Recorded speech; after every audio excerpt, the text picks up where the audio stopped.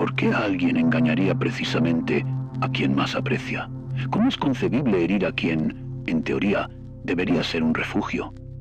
¿Será que la deslealtad desvela verdades sobre el afecto o solo sobre nosotros mismos?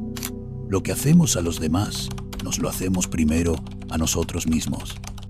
Jean-Paul Sartre. Todos nosotros, en algún momento, hemos sentido desconfianza hacia el prójimo, ya hemos experimentado celos, ya nos hemos hundido en el temor de no ser suficientes, pero pocos de nosotros nos detenemos a indagar lo más incómodo.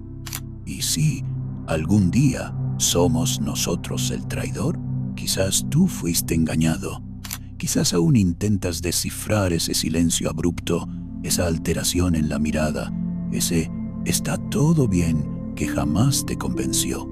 O quizás tú faltaste a la lealtad y ahora vives entre la culpa y el olvido, intentando reposar en un lecho donde la conciencia no descansa. Este video no es un tribunal. No estamos aquí para incriminar o perdonar. Estamos aquí para exponer la herida y escudriñar su interior, pues la deslealtad, cuando ocurre, no aniquila solo la confianza. Ella destroza la propia concepción de quiénes somos. Pone en jaque nuestra identidad, nuestro valor y hasta la misma realidad. ¿Qué era auténtico? ¿Qué era una escenificación? ¿Qué era pasión? ¿Y qué era carencia disfrazada de afecto? Pero, ¿y si la traición no es meramente sobre sexo, sobre impulso, sobre fragilidad? ¿Y si es, en el fondo, un clamor inconsciente por libertad? ¿Un acto desesperado de quien se siente cautivo de su propia imagen? Carl Jung afirmaba que todo lo que renegamos en nosotros acaba subyugándonos, y la deslealtad puede ser exactamente eso, el retorno brutal de nuestra sombra. Hoy vamos a adentrarnos en ese territorio sombrío. Vamos a recorrer corredores emocionales donde el amor y el miedo se unen en silencio, donde la carencia viste el ropaje del deseo y donde el toque más íntimo puede llevar la mayor soledad. Quizás no salgas de este video con respuestas, sino con preguntas que resonarán por noches enteras. Y ahora, en el silencio de esta madrugada, te pregunto con toda sinceridad, ¿alguna vez has amado a alguien hasta el punto de querer destruirlo? Antes de que empecemos, necesito decirte algo. A veces nos sentimos atascados y frustrados, no por falta de voluntad, sino por falta de estructura. Basado en filosofía práctica y neurociencia, es posible reconstruir tu rutina mental y volver a tener claridad. En unos minutos te contaré cómo puedes acceder a este conocimiento exclusivo. Ahora volvamos al contenido. ¿Alguna vez has visto a alguien llorar después? No al traicionado, sino al traidor. Ese llanto silencioso disfrazado de ira, de vergüenza o de vacío. No es un arrepentimiento cualquiera, es un colapso, porque lo que muere allí es el personaje. La traición no comienza con un beso en la cama o con una mentira. Comienza antes, en el tedio disfrazado de estabilidad, en el afecto automático, en la vida que se volvió rutina, en el yo que se perdió. ¿Es posible traicionar a alguien que amamos?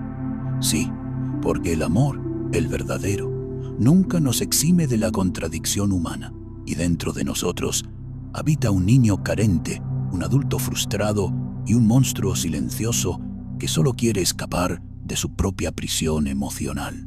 Imagina a un hombre casado, familia estructurada, hijos, sonrisas en fotos de domingo, y aún así él traiciona. No traiciona porque dejó de amar, traiciona porque dejó de sentirse vivo. En ese instante prohibido, no buscaba a otra mujer, buscaba a otro, a sí mismo. Aquel que perdió entre las cuentas, las responsabilidades, la previsibilidad, en el toque del amante, no solo encuentra placer, encuentra validación. El eco narcisista de «todavía eres deseable». Y aquí está la cruel paradoja. Él ama a la mujer que está en casa, pero la ama con lo que le queda de sí mismo, porque una parte ya no está allí. El amor, cuando es verdadero, debería liberarnos, pero a veces aprisiona, no por culpa del otro, sino por nuestra propia incapacidad de sostener la intimidad. Sí, la intimidad también cansa, exige entrega, desnudez emocional, presencia real. Y a muchos de nosotros se nos ha enseñado a huir de eso. ¿Cuántas personas conoces que dicen, tengo miedo de que me hagan daño? Pero pocas admiten, tengo miedo de herir a alguien.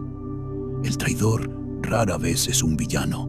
En la mayoría de los casos es un cobarde, no porque sienta demasiado, sino porque siente de forma incorrecta y prefiere no sentir. La traición entonces surge como fuga, fuga de la monotonía, fuga de la vulnerabilidad, fuga de la responsabilidad de ser constante en un mundo que cambia todo el tiempo.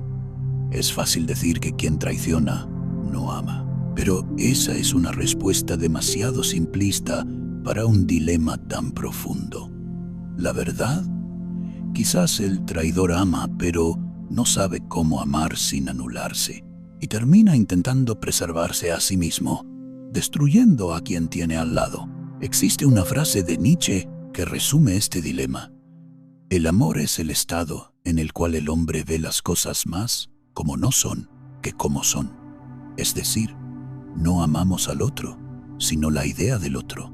Y cuando esa fantasía se desmorona, cuando lo cotidiano revela imperfecciones, inseguridades, repeticiones, el impulso de huida emerge. Y ahí lo que resta es el acto, la traición, que nunca es solo sobre el otro, es sobre nosotros. El mayor paradoja de la traición es este. No traicionamos porque odiamos, traicionamos porque amamos de una manera tan distorsionada que preferimos destruir el vínculo antes de que revele quiénes somos realmente. ¿Y tú, alguna vez te has sorprendido huyendo de alguien solo porque esa persona te veía demasiado? ¿Alguna vez te has preguntado por qué algunos traicionan más de una vez? ¿Por qué siempre vuelven al mismo error, incluso llorando después? No es solo compulsión, es trauma actuando disfrazado de libertad. La traición muchas veces es una carta escrita con la caligrafía del pasado. Lleva el olor de la infancia, no la de los juguetes, sino la de los silencios, de los padres que desaparecieron emocionalmente, del amor que venía con condiciones, la inseguridad que se volvió hábito. Crecimos creyendo que sabemos amar, pero pocos de nosotros realmente aprendimos a sostener el amor sin miedo.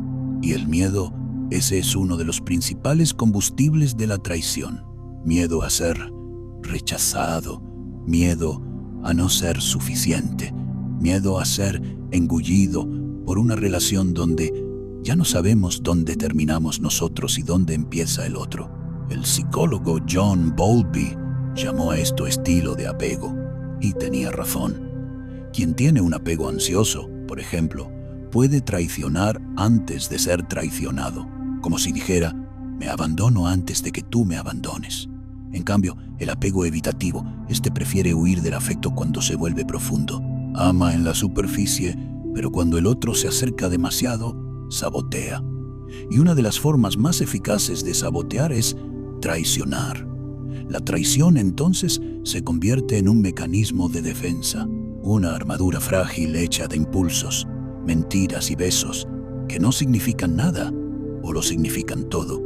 No es sobre el otro, es sobre un vacío que el otro nunca pudo y nunca podría llenar, porque ese agujero es interno, es antiguo, es preverbal, es el bebé que lloraba y no era atendido, es el niño que quería abrazos y oía, trágate ese llanto, es el adolescente que aprendió que la vulnerabilidad es debilidad, y ahora ese adulto, aparentemente funcional, miente para salir por la noche, esconde mensajes, crea versiones de sí mismo, todo para escapar del contacto más aterrador de todos, la intimidad emocional. Sí, la traición muchas veces es solo un síntoma, un intento mal articulado de sentirse completo por unos minutos, aunque después venga la culpa como resaca. También está el factor cultural. Vivimos en una era de hiperestimulación, aplicaciones de citas, redes sociales, pornografía en alta definición, promesas de placer a un clic de distancia. La fidelidad se ha vuelto casi un acto subversivo. Todos estamos adictos a la dopamina.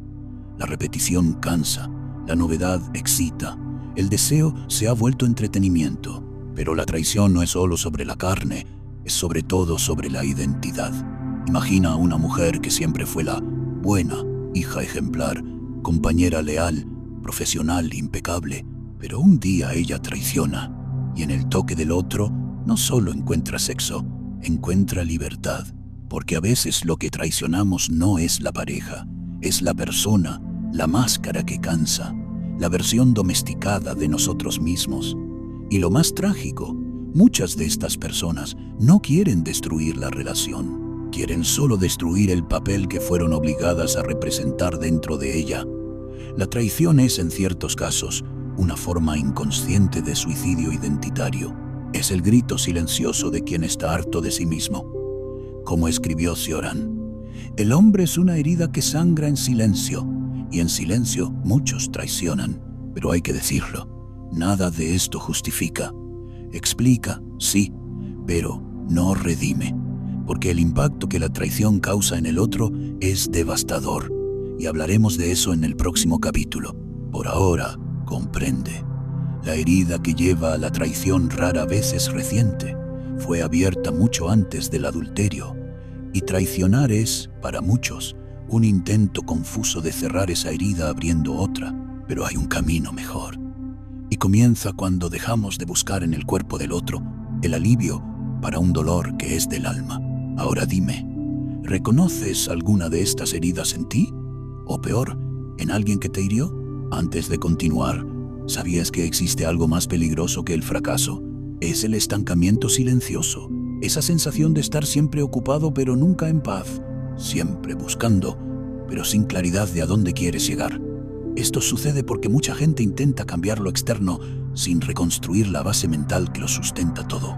Existe un proceso poco conocido que enseña exactamente eso, cómo alinear pensamientos, decisiones y comportamiento con un propósito claro y una mente más estable. Este enfoque se fundamenta en la filosofía estoica y la ciencia del comportamiento, y ha ayudado a personas comunes a salir del caos mental hacia una rutina con más presencia, autonomía y dirección. No es solo el corazón lo que se rompe, es la realidad. Cuando alguien nos traiciona, algo dentro de nosotros se parte de una manera que ya no vuelve a ser como era.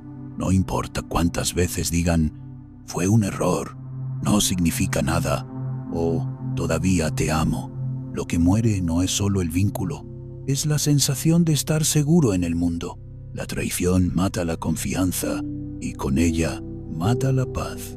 Imagina despertar un día y descubrir que la persona en quien más confiabas mentía, que había otro nombre, otro toque, otra historia corriendo en paralelo a la tuya. No es solo dolor, es vértigo, como si el suelo hubiera desaparecido bajo tus pies. Y empiezas a preguntar, ¿fue todo mentira? ¿Desde cuándo? ¿Dónde estaba yo mientras esto sucedía? Pero la pregunta más cruel de todas viene justo después, como un susurro venenoso. ¿Será que el problema era yo? Esa es la trampa emocional de la traición. Empuja a la víctima hacia sí misma, pero no como una inmersión curativa, sino como un ahogamiento. El traicionado comienza a culparse incluso sin culpa. Comienza a odiarse por no haber visto, por haber confiado, por haber amado demasiado. Y es en este punto donde el dolor se transforma en trauma. Estudios muestran que la traición puede causar síntomas muy similares a los de un trastorno de estrés postraumático, flashbacks, insomnio, hipervigilancia, ansiedad extrema. La persona comienza a observar todo con desconfianza. Cualquier toque se convierte en sospecha, cualquier retraso se convierte en señal de alerta. La mente entra en modo de supervivencia y el amor se convierte en un campo minado. Pero lo más cruel no es lo que el otro hizo, es lo que esto nos obliga a hacer con nosotros mismos. El traicionado necesita reconstruir su propia identidad a partir de los fragmentos, no solo entender quién es el otro, sino redescubrir quién es él mismo ahora que ha sido herido. Y es aquí donde entra la pregunta que araña el pecho por dentro.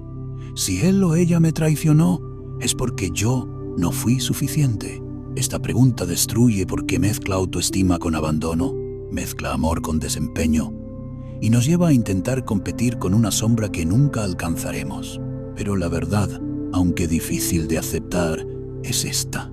La traición nunca fue sobre ti, fue sobre las heridas no curadas del otro, sobre su cobardía, sobre su vacío. Tú solo estabas allí, demasiado disponible para alguien que no sabía qué hacer con tanto amor. Claro, esto no significa que no hubiera fallas en la relación, pero traicionar no es una respuesta. Es desistencia disfrazada de impulso, es falta de respeto disfrazada de carencia. Y después de que todo sale a la luz, a veces por confesión, a veces por descubrimiento, el silencio es ensordecedor. Las palabras desaparecen. La mirada que antes decía, estoy aquí, ahora solo se desvía. La cama, antes tibia, se convierte en un campo helado de guerra emocional.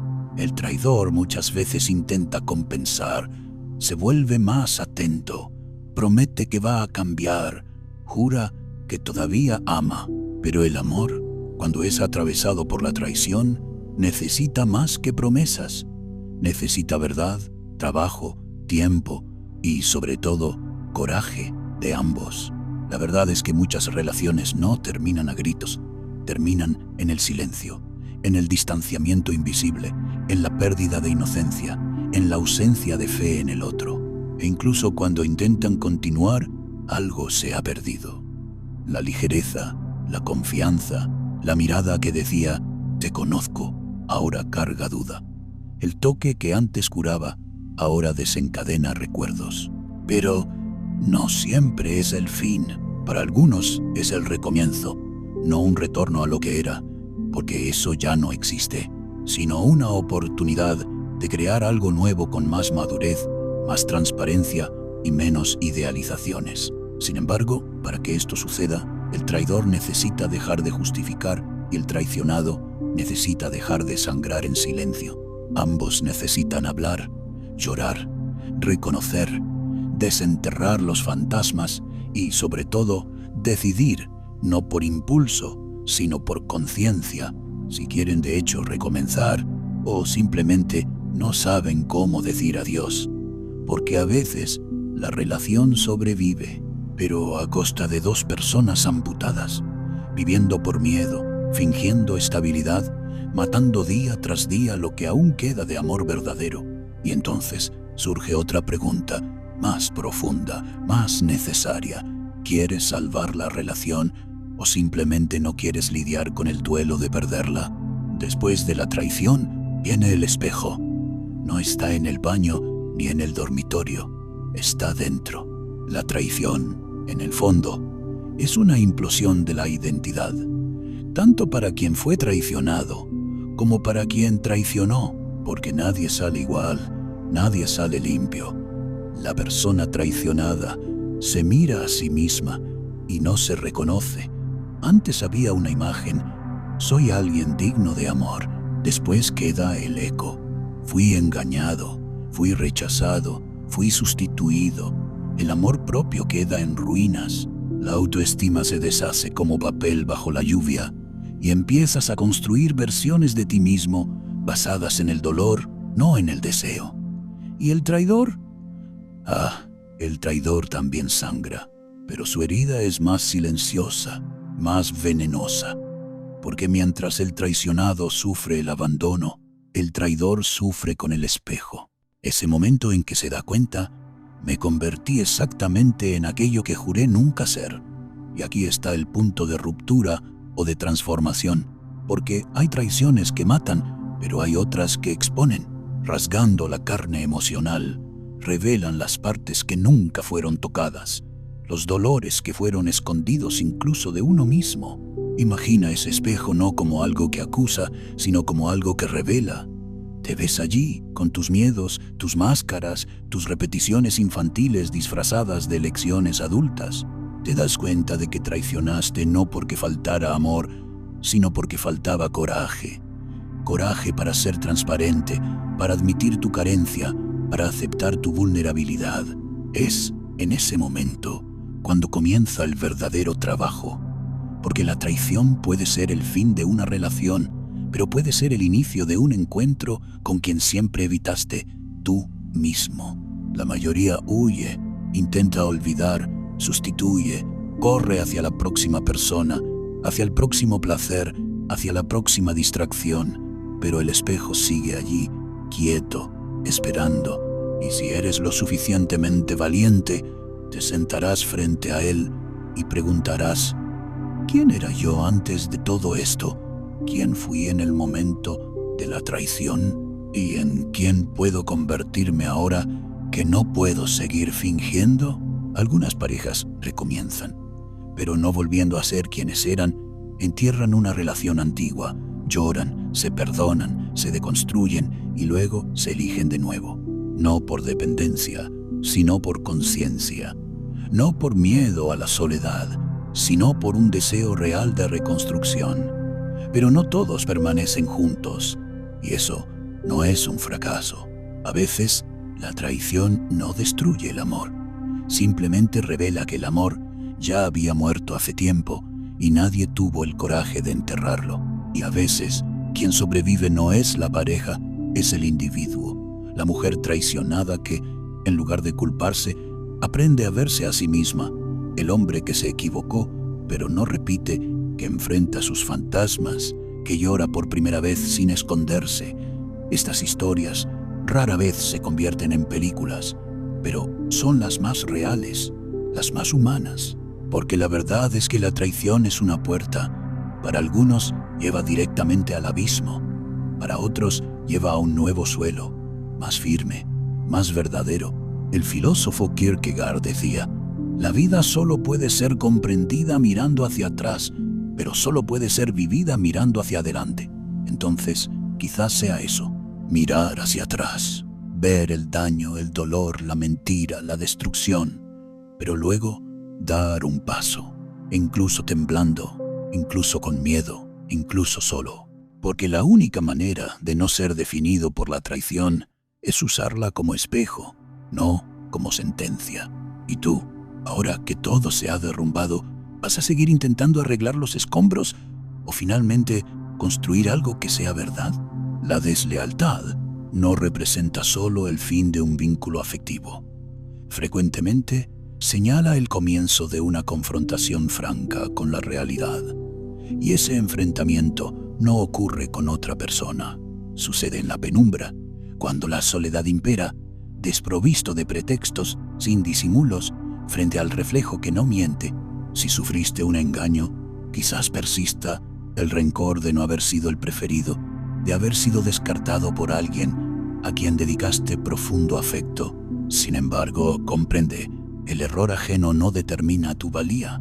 La infidelidad no atestigua tu insuficiencia, es la señal de la vacuidad del otro. Y si tú cometiste la deslealtad, evita ocultarte tras justificaciones banales.